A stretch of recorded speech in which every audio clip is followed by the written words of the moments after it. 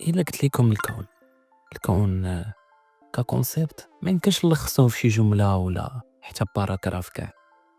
كاين اللي كيفسر الكون هو البلاد ديالو، كاين اللي كيفسر الكون هو الدومين فين كيقدر ياكل طريفة الخبز، كاين اللي كيسمي الكون هو العائلة ديالو.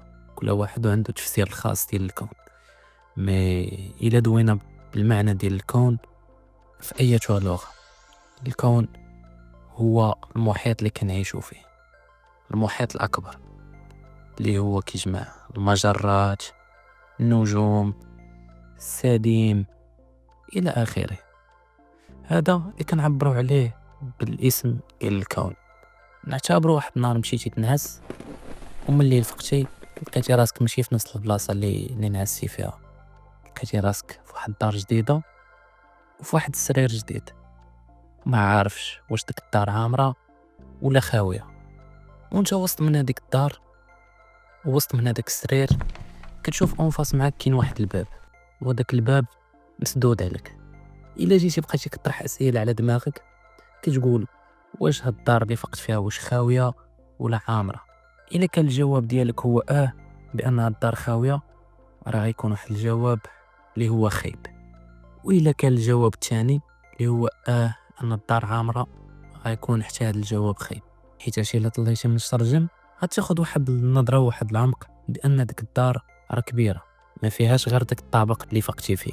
غنشدوا هاد الكونسيبت اللي قلت لكم ونحاولوا نديروا ليه الاسقاط على الكون. دابا انت من البلاد ديالك، من القاره ديالك اللي كتعيش فيها، الا رجعنا الكاميرا شويه اللور غادي نلقاو الكالم في الكون كامل، من غير حنا البشر اللي دايرين واحد البلباله.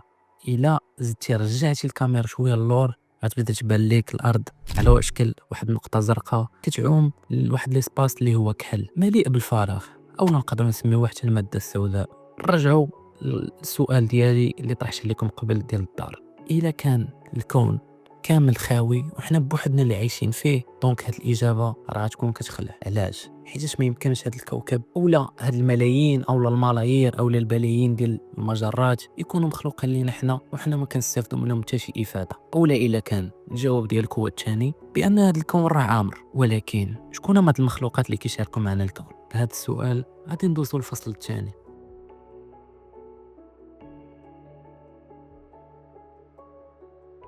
الا جينا نتعمقوا في المخلوقات اللي كاينين من غيرنا في الارض اولا حنا اللي كنعرفوا، نلقاو الحيوانات، النباتات، الميكروبات الى اخره. مي الكائنات اللي دويت لكم عليهم دابا اللي هما واحد الحاجات اللي هما فيزيبل وعندنا درايه عليهم. مي الا قلت لكم كاين واحد المخلوقات اخرين ابار هادشي اللي كنعرفوا، بزاف الظواهر اللي كانوا كيطراو والاغلبيه ديالهم في امريكان، مؤخرا طرات واحد الظاهره في نيو جيرسي في كيبانوا ثلاثه ديال الضواو مصطفين. كاين اللي قال لك درون، ولكن درون ما تكونش بهذا الحجم. كاين اللي قال لك طياره تجسسيه كتجسس على امريكان. كل واحد وشنو قال. بالنسبه هاد الحادثه ديال نيو جيرسي ما كانتش اول حادثه اللي غادا طرا في امريكان بحال هكا، ولكن طراو بزاف الحوادث، من غير الحوادث ديال اليوفو او لا يصطلح عليهم the undefined flying objects، الاجسام الطائره غير معروفه. بالنسبه نرجعوا الحدث كان طرا في 2014 ديال واحد اير فورس اولا كما كيصطلح عليهم مقاتلي الجو. كان واحد النهار كيديروا واحد الرحله استخباراتيه عاديه، حتى كيبانوا لهم واحد الاجسام طائره غاديين بواحد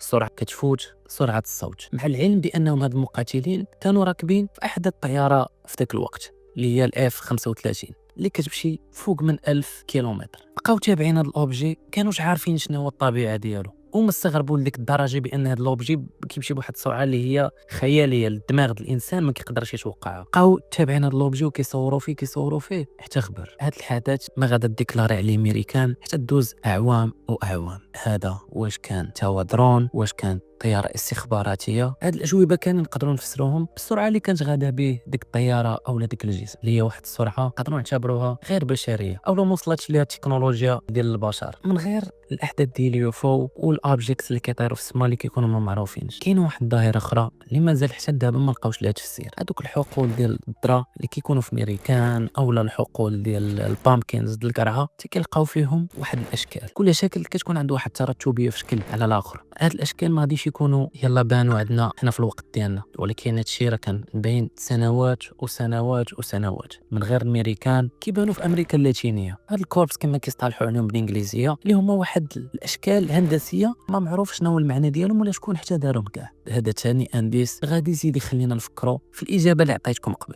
ديال واش حنا بوحدنا في الكون. خويا ولا اختي، انا داير هاد الحلقه ماشي زعما باش نلوح بكم بالالحاد او لا، انا نعطيكم واحد الافكار غادي تخرجكم على دينكم. راه حنا ما عندناش واحد الدرايه اللي هي كبيره بالكون ديالنا. الا هزيتي عينك في السماء غادي يبانوا لك حتى في العشرات ديال النجوم في السماء، انت غير كيبانوا لك ضوء من البعيد. ولكن الا بقيتي تابع داك الضوء غتلقى بانه ممكن انه تكون شمس، وممكن هاد الشمس يكونوا كيدوروا بها عشرات الكواكب اللي ما معروفش واش مورا هذيك النجمه اللي كتشوفها انت ديريكت يقدر يكونوا واحد الاشخاص اللي عايشين معنا في هذا الكون. حتى لدابا ما كاينش واحد الاجابه اللي غادا تشفي الغليل ديالنا باش نقدروا نقولوا واش حنا عايشين بوحدنا في الكون او لا معنا شي مخلوقات واحد اخرين. حاولت البشريه تواصل مئات المرات مع المحيط الخارجي ديالها او لا خارج المجموعه الشمسيه، بما كانت رسلات شحال هادي المركبه ديال فواياجر اللي هي واحد المركبه هزه معاها بزاف د الرسائل. كل رساله كتكون بلغه. شدوه هاد الرسائل كاملين حطوهم في واحد المركبه وتلقوهم يبقاو يسبحوا في الكون. حتى لدابا في هاد اللحظه اللي كندوي معاكم راه فواياجر قطعات الاف ديال الكيلومترات على كوكب الارض وخرجات من المجموعه الشمسيه ديالنا. ولكن واش وصلتنا واحد الرساله مورا ما صيفطنا فواياجر؟ حتى لدابا مازال ما جاتنا حتى شي اجابه. من غير محاوله التواصل ديالنا احنا مع المحيط الخارجي، كانوا واحد المحاولات من واحد المصادر اللي ما معروفينش حتى لدابا كانوا حاولوا يتواصلوا مع البشريه على شكل دي فريكونس. منهم واحد الحادثه نسيت ما ذكرتهاش لكم، هي الحادثه في الفتره اللي كان فيها المرحوم المغفور له الحسن الثاني. كانت طرات واحد الحادثه ديال واحد المركبه نيت كانت دازت من خريبكه. حتى لدابا بنادم ما عرفش هذاك الجسم اللي شافوه طير، قال لك ما عندوش واحد الشكل ديال الطياره او ديال شي جسم حنا اللي كنعرفوه. هادو كاملين كيبقاو تاويلات واحداث اللي ما عندناش عليهم واحد التفسير اللي هو كامل منطقي، حيت حنا المنطق ديالنا اللي هو كيستند على واحد الضوابط او الافكار حنا اللي جمعناها وسط من الكوكب ديالنا. دونك ما غاديش يكون عندنا واحد المنطق اللي غادي نقدروا نفسروا به ظواهر كتختلف على المنطق اللي جمعنا في الكوكب ديالنا. دونك